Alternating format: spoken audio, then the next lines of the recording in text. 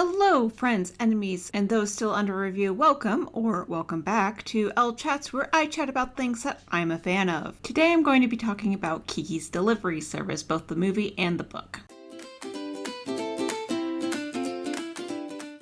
The book was first published in 1985 and only received an English translation in 2020. The movie by the wonderful Studio Ghibli was published in 1989. The plot focuses around a young witch, the titular Kiki, as she navigates life in a new city, in her 1 year of training after turning 13. With all of that said, let's get into it.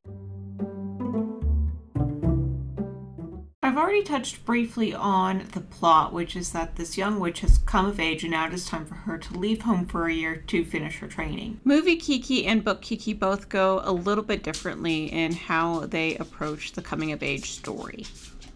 The movie loosely follows elements from the books, though it's much more episodic in the book than it is in the movie. A lot of the characters are the same. Osono still appears, Tombo still appears in both the book and the movie, and Kiki does actually get a friend. Her name's Mimi. She does not appear in the movie. In the book, Kiki establishes a give and take relationship. She'll deliver your package, but then you have to give her something in return. It's not necessarily money. This would be hard to establish in a movie, so I understand why they went with cash instead. It's even mentioned directly in the book that it's due to superstition that they had to establish this give and take relationship. The book also deals differently with the skills that Kiki has. While Kiki did inherit flying from her mother also had the herb craft that we see in the beginning of the movie. Unfortunately, Kiki was never patient enough to have this passed down to her, and it's actually a really big deal to Kokiri that this skill is not getting handed down. It's yet another craft that they're losing. And that is a big lesson and theme that's kind of underscored throughout the book, is that due to the advancement of technology, they're losing certain parts of their craft, and one day witches may stop altogether. So really, the main difference between the book and the movie is the depth of the story building, which is something that we see all the time with books and movies. The book is a lot more episodic, and there are a lot more deliveries in the book, as well as at least one or two more situations where Kiki saves the day. If you want more of Kiki's adventures, I definitely recommend reading the book.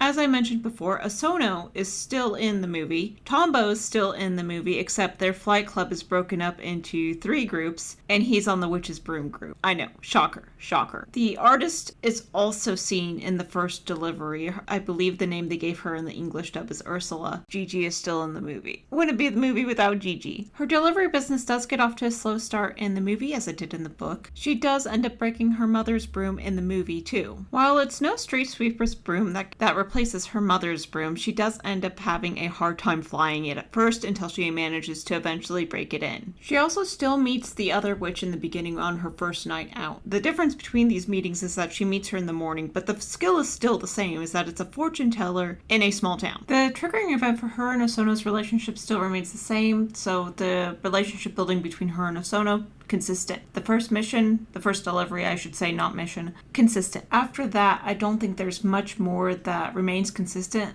other than the meeting with Ursula. Obviously, the core of the story remains the same. It is a girl growing into young adulthood.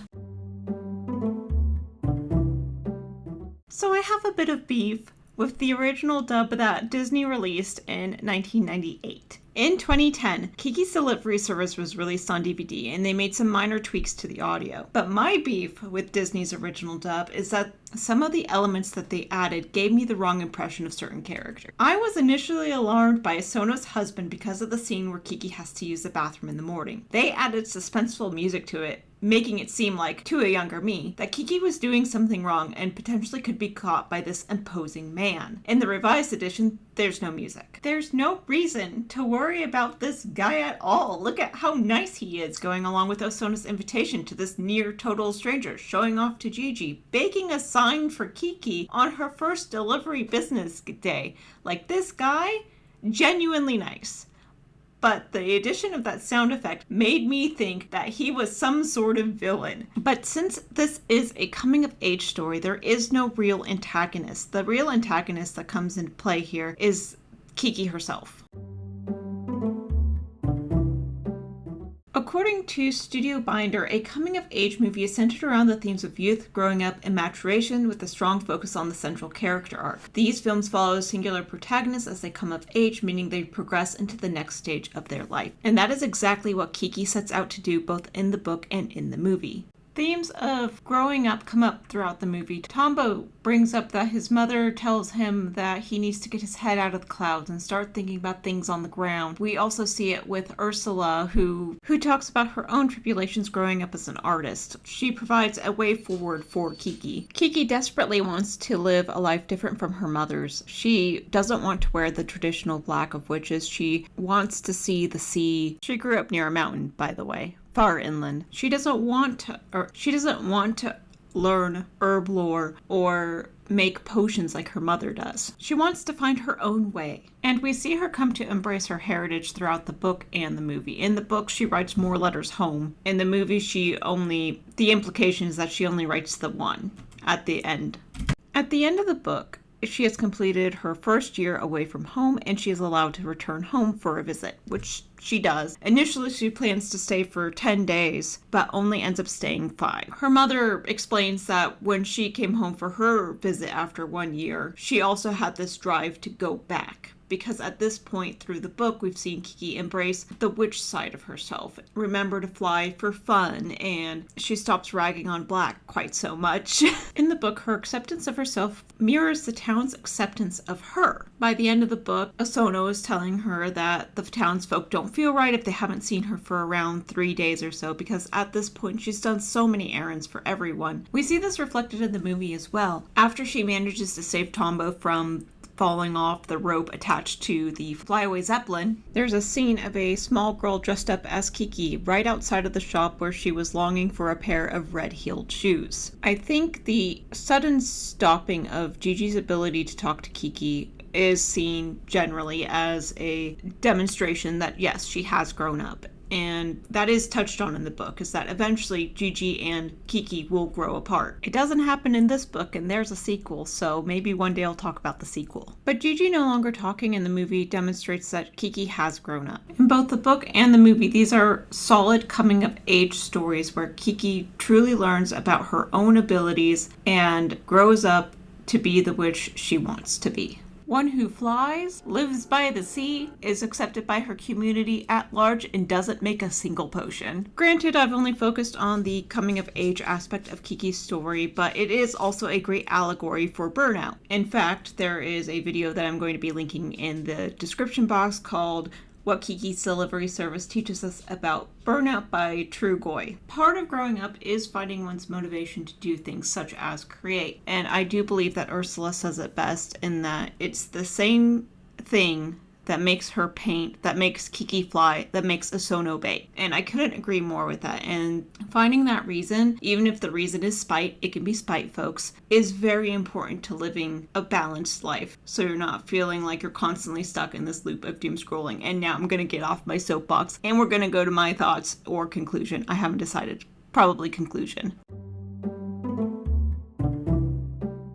Psych, I picked both. It's thoughts and conclusion time. So my thoughts about Kiki's Delivery Service is that is a delightful movie. It's a delightful book.